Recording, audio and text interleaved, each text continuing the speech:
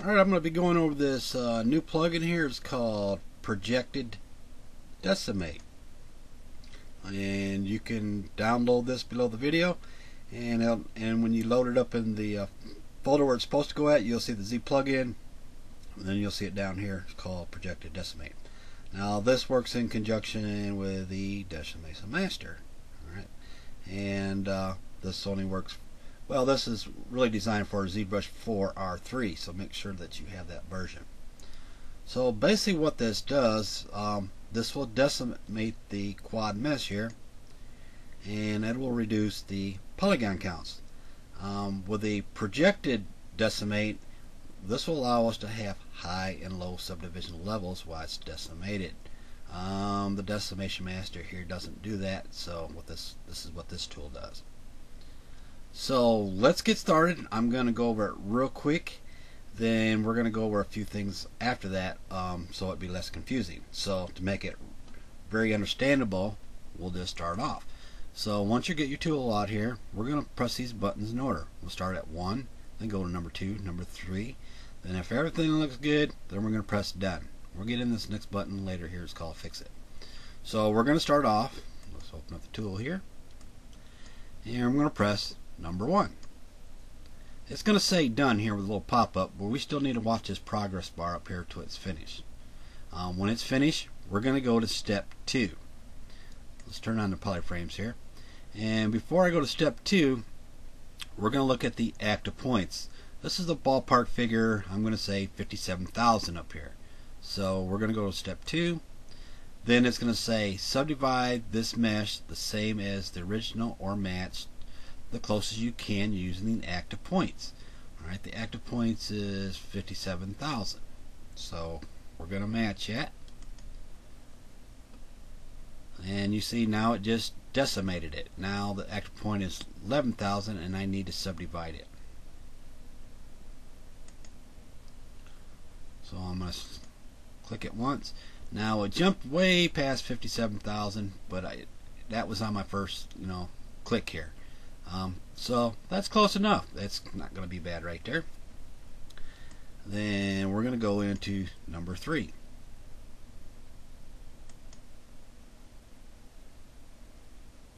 It's going to say done. Then we're going to take a look at this mesh here, and we're going to go ahead and turn on solo so we can kind of see. And if we're happy with everything, then we're going to press done. There's a little pop up here, and we're just going to. So now we got this new triangulated mesh, and we got subdivision levels that we can go back and forth.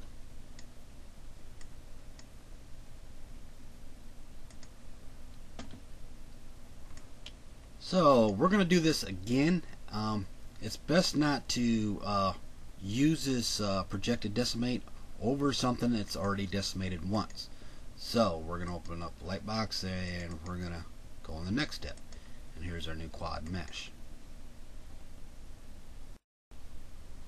So now I want the mesh to be a little bit lower than I had before.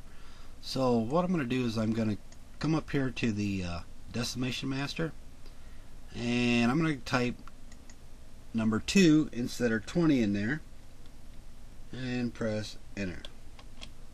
And when that's done, we can close all that up. Then we're going to go ahead and go to step 1. Wait till the progress finishes up here, and when it's done, we'll go to step 2.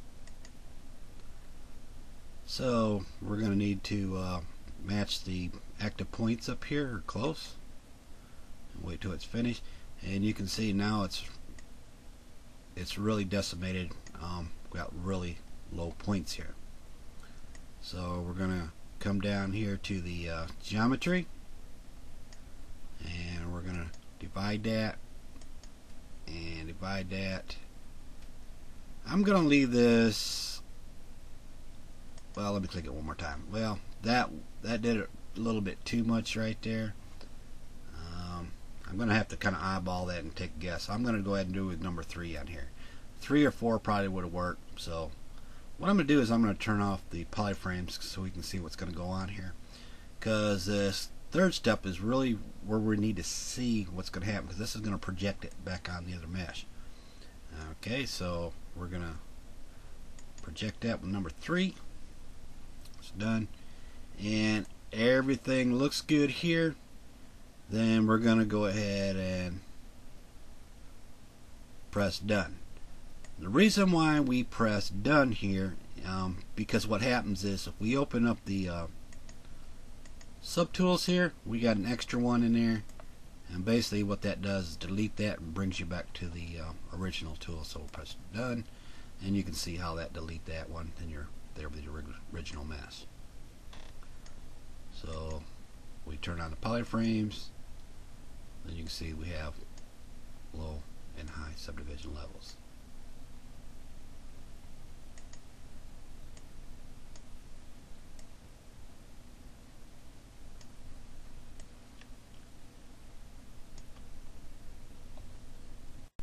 I paused the video and reloaded the same head here.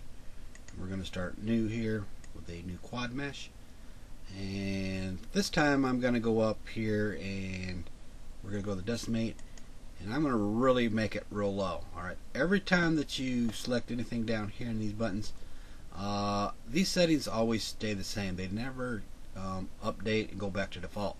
So once you click them, they stay like that. We're going to type number 1 in there and press enter. And we're going to go back through here, press 1.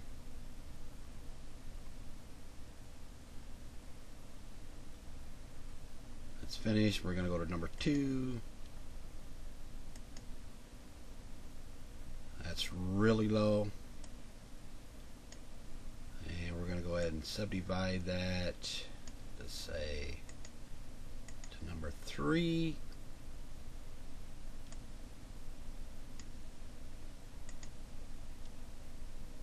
And we're going to press 3 here. Now if we look here in the ear area, doesn't look so good. So what we're going to do is we're going to press fix it, and it's probably best to just do this only once. So when we press fix it, alright, what it did was add another subdivision level and reproject it, and that seemed like it kind of helped. Not all the time that this is going to work, but this seems to work pretty good.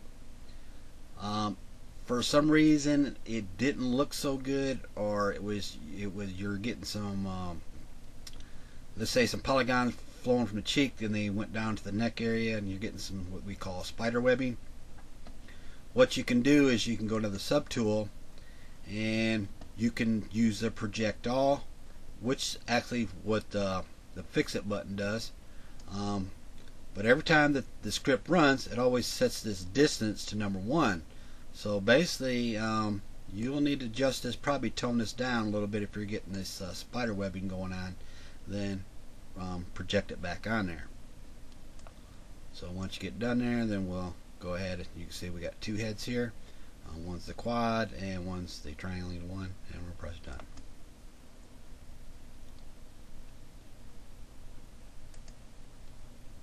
We'll take a look at the mesh here. Pretty low. Back to high.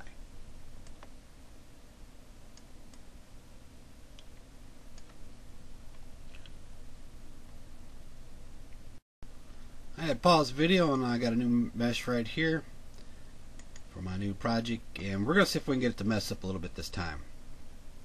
So this new project here, remember I was telling you about the distance slider here? Once we start going through the script here about the projected decimate, this will kick it up to number 1 sooner or later once I start going through these little scripts here. I think it's in button number 3, so we'll start at number 1. Wait till the progress bar finishes up at the top. We go to step 2.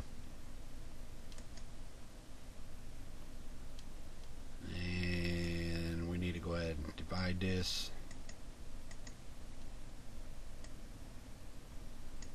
When I go into step 3, I like to have the polyframes off, because step 3 actually projects it, and I want to see what's going to happen.